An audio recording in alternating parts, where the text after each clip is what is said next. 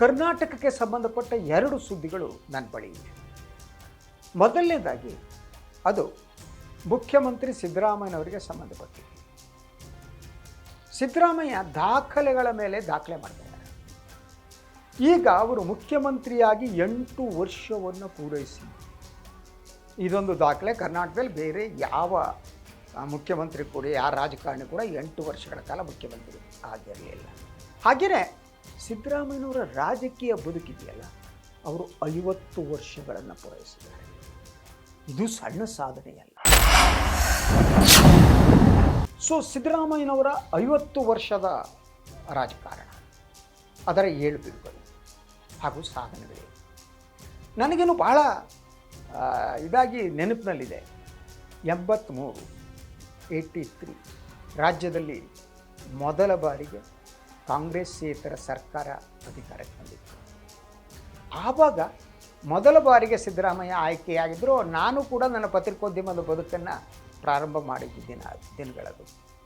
So ವಿಧಾನಸಭೆಯಲ್ಲಿ ಸಿದ್ದರಾಮಯ್ಯ ಏನಿದ್ದಾರೆ, ಅವರು ಕೊನೆಯ ಸಾಲಿನಲ್ಲೆಲ್ಲ ಕೂತಿದ್ದರು. ಆ ಸಂದರ್ಭದಲ್ಲಿ ವಿಧಾನಸಭೆಯ ಲಾಬಿಯಲ್ಲಿ ನಾನು ಅವರ ಜೊತೆ ತೆಗೆದ ಅಥವಾ ಒಬ್ಬ ಕ್ಯಾಮರಾಮನ್ ತೆಗೆದ ಫೋಟೋ ಈಗಲೂ ಕೂಡ ನನ್ನ ಬಳಿ ಇದೆ. ಸೊ ಅದಾದ ಮೇಲೆ ಅವರನ್ನು ರಾಮಕೃಷ್ಣ ಹೆಗಡೆಯವರು ಕನ್ನಡ ಕಾವಲು ಸಮಿತಿಯ ಅಧ್ಯಕ್ಷರನ್ನಾಗಿ ಮಾಡಿದರು. ಈಗ ಅದನ್ನ ಕನ್ನಡ ಅಭಿವೃದ್ಧಿ ಪ್ರಾಧಿಕಾರ ಅಂತ ಕರೆಯಲಾಗುತ್ತೆ. ಸೊ ಆಗ ಕನ್ನಡ ಕಾವಲು ಸಮಿತಿಯ ಅಧ್ಯಕ್ಷರಾಗಿದ್ದರು. ಆ್ಯಕ್ಚುಲಿ ಅವರು ಜನತಾ ಪರಿವಾರದಿಂದ ಕೂಡ ಆಯ್ಕೆಯಾಗಿರಲಿಲ್ಲ. ಅವರು MD ನಂಜುಂಡಸ್ವಾಮಿ ಅವರ ಶಿಷ್ಯರು. ಅವರಿಗೆ ಕೊನೆಯ ಹಂತದಲ್ಲಿ ಅವರು ಟಿಕೆಟ್ ಸಿಕ್ಕಿಲ್ಲ. ಲೋಕದಳದ ಸಿಂಬಾಲ ಯಾವುದೋ ಒಂದು ಸಿಂಬಾಲ್ನಲ್ಲಿ ಅವರು ಆಯ್ಕೆಯಾದರು. ಅದಾದ ಮೇಲೆ ಅವರು ಮಂತ್ರಿ ಆದರು. ಪಶುಸಂಗೋಪನಾ ಸಚಿವ ಖಾತೆ ಅವರಿಗೆ ಹೆಗಡೆಯವರು ಕೊಟ್ಟಿದ್ದರು. ಆದರೆ ಜನತಾ ರಾಜಕಾರಣದಲ್ಲಿ ಅವರು ಸದಾ ನಿಂತಿದ್ದು ದೇವೇಗೌಡರ ಜೊತೆಗೆ, ರಾಮಕೃಷ್ಣ ಹೆಗಡೆಯವ್ರ ಜೊತೆಗಲ್ಲ. ಸೊ ಇಬ್ಬರ ನಡುವೆ ಭಾಳ ಸೀರಿಯಸ್ ಆದ ಭಿನ್ನಾಭಿಪ್ರಾಯಗಳಿತ್ತು, ಹೆಗಡೆ ಮತ್ತು ದೇವೇಗೌಡರ ಜೊತೆ. ಆದರೆ ದೇವೇಗೌಡರಿಗೆ ಬಲವಾಗಿ ಅವರ ಜೊತೆ ನಿಂತವರು ಸಿದ್ದರಾಮಯ್ಯ. ಈಗ ಸಿದ್ದರಾಮಯ್ಯನವರು ಅವ್ರ ಬಗ್ಗೆ ಟೀಕೆ ಮಾಡುವಾಗ ದೇವೇಗೌಡರು ಅಥವಾ ಕುಮಾರಸ್ವಾಮಿ ಅವರು ಹೇಳ್ತಾರೆ, ನಾವು ಅವ್ರನ್ನ ಬೆಳೆಸಿದ್ದೀವಿ ಅಂತ. ನಾವು ಸಿದ್ದರಾಮಯ್ಯನವ್ರು ಬೆಳೆಸಿದ್ದು, ನಾವು ಇಲ್ದಿದ್ರು ಅವ್ರನ್ನ ಇಷ್ಟು ಸಲ ಮಂತ್ರಿ ಮಾಡಿದ್ವಿ, ಇನ್ಯಾರು ಮಾಡ್ತಿದ್ರು, ಅವರ ಹಿಂದ ರಾಜಕಾರಣಕ್ಕೆ ವೇದಿಕೆಯನ್ನು ಕಲ್ಪಿಸಿ ಕೊಟ್ಟವ್ರೆ ನಾವು ಇಂಥ ಹೇಳಿಕೆ ಬರ್ತದೆ.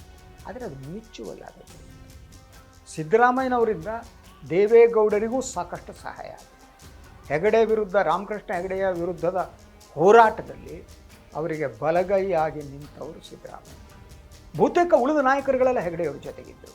ಹೆಗಡೆ ಪಕ್ಕ ಜೀವರಾಜ ಆಳ್ವ ಇದ್ದರು. ಯಾವ ಸ್ಟ್ರಾಟಜಿಸ್ಟ್ ಅವರು, MP ಪ್ರಕಾಶ್ ಇದ್ದರು. All these people are with Hegde. So ಇಂತಹ ಸಿದ್ದರಾಮಯ್ಯ ತಮ್ಮ ರಾಜಕೀಯ ಬದುಕಿನಲ್ಲಿ ಕೊನೆಯವರೆಗೆ ಅವರು ಬಂದ ದಾರಿಯನ್ನು ಗಮನಿಸಿದರೆ ಇದು ಸಾಮಾನ್ಯ ಸಾಧನೆ ಅಲ್ಲವೇ ಅಲ್ಲ. ಅಂದರೆ ಅವರು ತಮ್ಮದೇ ಆದ ಒಂದು ಮತದ ಬ್ಯಾಂಕನ್ನು ಸೃಷ್ಟಿಸಿಕೊಂಡಿದ್ದರು. ಅಹಿಂದ ಏನು ಮತ ಬ್ಯಾಂಕ್ ಇದೆಯಲ್ಲ, ಅದನ್ನು ಬಲಗೊಳಿಸಿದ್ದು ಸಿದ್ದರಾಮಯ್ಯ. ಹಾಗೆ ನೋಡಿದರೆ ಅಹಿಂದ ಪರವಾಗಿ ಕರ್ನಾಟಕದಲ್ಲಿ ಕೆಲಸ ಮಾಡಿದವರು ದಿವಂಗತ ದೇವರಾಜ್ ಅರಸು ಅವರು. ಆದರೆ ಅವರು ಅದಕ್ಕೆ ಅಹಿಂದ ಅನ್ನುವ ಹೆಸರನ್ನು ಕೊಟ್ಟಿರಲಿಲ್ಲ. ಸಿದ್ದರಾಮಯ್ಯ ಯಾವಾಗ ಜನತಾ ದಳದಿಂದ, ದೇವೇಗೌಡರ ಜಾತ್ಯತೀತ ಜನತಾ ದಳದಿಂದ ಹೊರಗೆ ಬರಬೇಕಾಯಿತು, ಆಗ ಅವರು ಅಹಿಂದ ಮೂವ್ಮೆಂಟನ್ನು ಪ್ರಾರಂಭಿಸಿದರು. ಆ ಸಂದರ್ಭದಲ್ಲಿ ಅವ್ರನ್ನ ಪಕ್ಷದಿಂದ ಹೊರಹಾಕದಾಯ್ತಲ್ಲ, ಆ ಸಂದರ್ಭದಲ್ಲಿ ಅವರು ಅದನ್ನು ರಾಜಕೀಯ ಪಕ್ಷವನ್ನಾಗಿ ಯಾಕೆ ಮಾಡಬಾರ್ದು ಅನ್ನೋದನ್ನು ನಾನು ಅವ್ರ ಬಳಿನೇ ಕೇಳಿದ್ದೆ.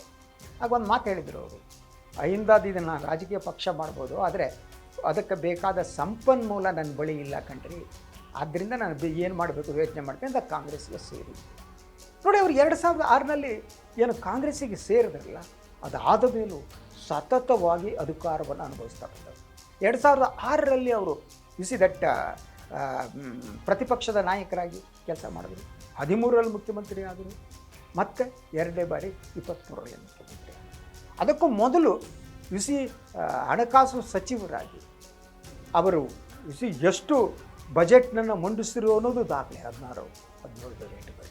ಹಾಗೆಯೇ ಆ ಸಂದರ್ಭದಲ್ಲಿ ಅವರು ಭಾಳ ಸಂದರ್ಭದಲ್ಲಿ ನೆನಪು ಮಾಡ್ಕೊಳ್ಳೋ ಹಾಗೆ, ಯಾವನಿವನು ಕುರಿ ಎಣಸೋಕ್ಕೆ ಬರಲ್ಲ, ಇವನು ಹೋಗ್ಬಿಟ್ಟು ಹಣಕಾಸು ಸಚಿವರು ಮಾಡಿದ್ದಾರೆ ಅಂತ ಟೀಕೆ ಮಾಡಿದವರು. ಆದರೆ ಅವರು ಒಂದು ರೀತಿಯಲ್ಲಿ ಯಶಸ್ವಿ ಹಣಕಾಸು ಸಚಿವರೇ ಆಗಿದ್ದಾರೆ, ಅನುಮಾನ ಬೇಕಾಗಿಲ್ಲ. ಅದರ ಜೊತೆಗೆ ಅವರ ಆದ್ಯತೆ ಇದೆಯಲ್ಲ, ಆ ಆದ್ಯತೆಗಳಲ್ಲಿ ಅವರು ಯಾವ ಬದಲಾವಣೆಯನ್ನು ಮಾಡ್ತಾರೆ. ನೀವು ಒಟ್ಟಾರೆ ಕೂತ್ಕೊಂಡು ಈಗ ಅರಸು ಜೊತೆ ಅವ್ರನ್ನ ಹೋಲಿಸೋದು ಕಷ್ಟ. ಅರಸು ಎಷ್ಟು ನಾಯಕರನ್ನು ಬೆಳೆಸಿದ್ರು ಆ ಮಟ್ಟಿಗೆ ಸಿದ್ದರಾಮಯ್ಯ ನಾಯಕರನ್ನ ಬೆಳೆಸಿಲ್ಲ. ದೇವರಾಜ ಅರಸು ಇಲ್ಲದಿದ್ದರೆ ಖರ್ಗೆನೂ ಇಲ್ಲ, ಧರ್ಮಸಿಂಗೂ ಇಲ್ಲ, ವೀರಪ್ಪ ಮೊಯ್ಲಿನೂ ಇಲ್ಲ, ಯಾರೂ ಇಲ್ಲ. ಅವರನ್ನೆಲ್ಲ ಬೆಳೆಸಿ ಬೆಳೆಸಿ ಬೆಳೆಸಿ ಅರಸು ಅಖಾಡಕ್ಕೆ ಇಳಿಸಿದ್ರು. ಹಾಗೆ ನೋಡಿದರೆ ಸಿದ್ದರಾಮಯ್ಯ ಆ ರೀತಿ ಅಖಾಡಕ್ಕೆ ಯಾರೂ ಇಳಿಸಿಲ್ಲ. ಮತ್ತು ಸಿದ್ದರಾಮಯ್ಯನವರು ಸುತ್ತಮುತ್ತ ಇರುವರು ಇದ್ದಾರಲ್ಲ, ಅವ್ರ ಬಗ್ಗೆ ಕೆಲವೊಮ್ಮೆ ಸಂಶಯಗಳು ಬರ್ತವೆ. ಸಿದ್ದರಾಮಯ್ಯನವರ ಬದ್ಧತೆಯ ಬಗ್ಗೆ ಕೂಡ ಸಂಶಯ ಬರುತ್ತೆ. ಅವರು ಸುತ್ತಮುತ್ತ ಯಾರನ್ನೇ ಬಿಟ್ಕೊತಾರೆ. ಅವ್ರ ಸುತ್ತಮುತ್ತಲು ಇರುವ ಪತ್ರಕರ್ತರಾಗಲಿ, ಅವ್ರ ಸುತ್ತಮುತ್ತಲು ಇರೋ ಪತ್ರಕರ್ತರು ಎಲ್ಲ ಬಲಪಂಥೀಯ ಬೆಂಕಿ ಹಚ್ಚುವ ಪತ್ರಕರ್ತರು ಸಿದ್ದರಾಮಯ್ಯನವ್ರ ಜೊತೆ ಇರ್ತಾರೆ.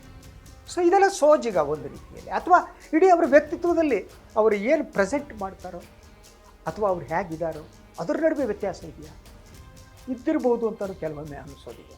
ಅದರ ಜೊತೆಗೆ ಅವರು ಒಂದು ರೀತಿಯ ಒಳ ಒಪ್ಪಂದದ ರಾಜಕಾರಣದಲ್ಲೂ ನಿಸ್ಸೀಮರೇ ಸಿದ್ದರಾಮಯ್ಯನವರು. ಯಾಕೆ ಅಂತಂದರೆ ಅವರು ಏನೇ ಅನ್ನಲಿ ಯಡಿಯೂರಪ್ಪನ ಜೊತೆ ಅವರಿಗಿರುವಂತಹ ಸಂಬಂಧ, ಹೀಗೆ ಹಲವರ ಬಗ್ಗೆ ಹೇಳ್ಬೋದು. ಈಗಲೂ ಯತ್ನಾಳ್ ಜೊತೆಗೆ ಅವ್ರಿಗೆ ಯಾವ ರೀತಿ ಸಂಬಂಧ ಇದೆ ಅನ್ನೋದು ಕೂಡ ಪ್ರಚಾರವಾಗಿದೆ. ಹೀಗೆ ಆದರೆ ಸಿದ್ದರಾಮಯ್ಯನವರ 50 ವರ್ಷದ ರಾಜಕೀಯ ಬದುಕು, ಹಾಗೆಯೇ ದಟ್ ಆ ಸಂದರ್ಭದಲ್ಲಿ ಅವರು ಮೂಡಿಸಿದ ಸಣ್ಣದಲ್ಲ. 8 ವರ್ಷ ಒಬ್ಬ ನಮ್ಮ ಮುಖ್ಯಮಂತ್ರಿ ಆಗ್ತಾರೆ ಅಂತಂದರೆ ಅದು ಸುಮ್ಮನೆ ಆಗೋ ಕೆಲಸ ಅಲ್ಲ ಕಣ್ರಿ. ಈ ಕಾಲದಲ್ಲಿ 1 ವರ್ಷ 2 ವರ್ಷಕ್ಕೆ ಮುಖ್ಯಮಂತ್ರಿ ಸ್ಥಾನದಲ್ಲಿದ್ದರೆ ಯಾರೋ ಎಳೆದು ಹಾಕ್ಬಿಟ್ಟು ಬೇರೆಯವರು ಬಂದು ಕುತ್ಕೊಳ್ತಾರೆ. ಇಂತಹ ಕಾಲದಲ್ಲಿ 8 ವರ್ಷವನ್ನು ಸಿದ್ದರಾಮಯ್ಯ ಪೂರೈಸಿದೆಯಲ್ಲ, ಇದನ್ನು ಬಹುದೊಡ್ಡ ದಾಖಲೆ ಅಂತಲೇ ನಾನು ನಂಬಿದ್ದೇನೆ ಕರ್ನಾಟಕದ ರಾಜಕಾರಣದಲ್ಲಿ. ಹಾಗಿದ್ದರೆ ಸಿದ್ದರಾಮಯ್ಯ ಮುಂದೇನು ಮಾಡ್ತಾರೆ ಈ ಪ್ರಶ್ನೆ ಇದೆ. ಈಗ ಬಂದ ಮಾಹಿತಿಗಳ ಪ್ರಕಾರ ಸಿದ್ದರಾಮಯ್ಯನವರು ಈ ಅಧಿಕಾರ ಹಂಚಿಕೆ ಅಥವಾ ಈ ಗೊಂದಲದ ಬಗ್ಗೆ ಒಂದು ಅಂತಿಮ ನಿರ್ಧಾರ ಆಗಿ ಹೋಗಲಿ ಅನ್ನೋ ಮನಸ್ಥಿತಿಯಲ್ಲಿದ್ದಾರೆ ಅಂತ ಹೇಳಲಾಗ್ತಾ ಇದೆ. ಆ ಕಾರಣಕ್ಕಾಗಿಯೇ ಅವರು ರಾಹುಲ್ ಗಾಂಧಿಯವರನ್ನು ಭೇಟಿ ಮಾಡುವುದಕ್ಕೆ ಅವಕಾಶ ಕೊಟ್ಟಿದ್ದಾರೆ. ಅದನ್ನು ಆ ಭೇಟಿಯ ಸಂದರ್ಭದಲ್ಲಿ ಇಡೀ ಕರ್ನಾಟಕದ ಏನು ರಾಜಕೀಯ ಬಿಕ್ಕಟ್ಟೇನಿದೆ, ಅಧಿಕಾರ ಹಂಚಿಕೆ ಬಿಕ್ಕಟ್ಟೇನಿದೆ, ಇದಕ್ಕೆ ಒಂದು ಪರಿಹಾರ ಸಿಗಬಹುದು. ಸಿದ್ದರಾಮಯ್ಯನವರು ಹಾಗೆಯೇ ಸಾಕಪ್ಪ 8 ವರ್ಷ ಆಯಿತು ಅಂತ ಅಂದರೂ ಅಂದ್ಕೋಬಹುದು, ಅದನ್ನು ಡಿನೈ ಮಾಡೋಕ್ಕಾಗಲ್ಲ. ಹಾಗೆ ಅಂದ್ಕೊಂಡ್ರೆ ಆಗ ಅಧಿಕಾರದ ಗದ್ದಿಗೆ ಇರೋದಕ್ಕೆ DK ಶಿವಕುಮಾರ್ ಸಿದ್ಧರಿದ್ದಾರೆ. ಎನಿವೆ ಇದೆಲ್ಲದರ ನಡುವೆ ಕರ್ನಾಟಕದ ರಾಜಕಾರಣ 80ರ ದಶಕದಿಂದ ಆಯಾಯ ಕಾಲಘಟ್ಟದಲ್ಲಿ ಸಿದ್ದರಾಮಯ್ಯನವ್ರನ್ನ ಬಿಟ್ಟು ಅಲ್ಲಿನ ಇವತ್ತಿನ ರಾಜಕೀಯ ಇತಿಹಾಸವನ್ನು 80ರ ದಶಕದಿಂದ ಮಾತನಾಡೋಕ್ಕೆ ಸಾಧ್ಯನೇ ಇಲ್ಲ. ಅವರು ಯಾವಾಗ ರಾಜಕಾರಣಕ್ಕೆ ಬಂದರೋ ಆವತ್ತಿನಿಂದ ಇವತ್ತಿನವರೆಗೆ ಅವರು ಒಂದು ತಮ್ಮ ಅನಿವಾರ್ಯತೆಯನ್ನು ಸೃಷ್ಟಿಸಿದ್ದಾರೆ ಅಂತ. ಅವರಿಲ್ಲದೆ ರಾಜಕಾರಣ ಇಲ್ಲ ಅನ್ನುವ ವಾತಾವರಣವನ್ನು ಸೃಷ್ಟಿಸಿದ್ದಾರೆ. ಮತ್ತು ಅವರು ಭಾಳ ಜನ ಅಂದ್ಕೋತಾರೆ, ಏನ್ರಿ ಇವರು ಹಳ್ಳಿಯಿಂದ ಬಂದವರು ಅಂಥ ಸೂಕ್ಷ್ಮ. ನೋ, ಈಸ್ ಎ ಭಾಳ ಸೂಕ್ಷ್ಮಮತಿ ಮತ್ತು ಗೇಮ್ ಪ್ಲೇಯರ್ ಅಂತ. ಗೆಲುವಿಗಾಗಿ ಯಾವ ಆಟ ಆಡಬೇಕು ಅನ್ನೋದು ಸಿದ್ದರಾಮಯ್ಯನವರಿಗೆ ಗೊತ್ತು. ಎನಿವೆ ಮುಂದೆ ರಾಜಕಾರಣದಲ್ಲಿ ಏನು ಮಾಡ್ತಾರೆ ಅವರು? ಇಡೀ ಈ ಬಿಕ್ಕಟ್ಟು ಬಗೆಹರಿಯುತ್ತಾ? ಸಿದ್ದರಾಮಯ್ಯನವರು ಅಧಿಕಾರವನ್ನು ಬಿಟ್ಟುಕೊಡ್ತಾರಾ, ಬಿಟ್ಟುಕೊಡಲ್ವಾ? ಇದೆಲ್ಲ ಮುಂದಿನ ದಿನದಲ್ಲೇ ಗೊತ್ತಾಗಬೇಕು.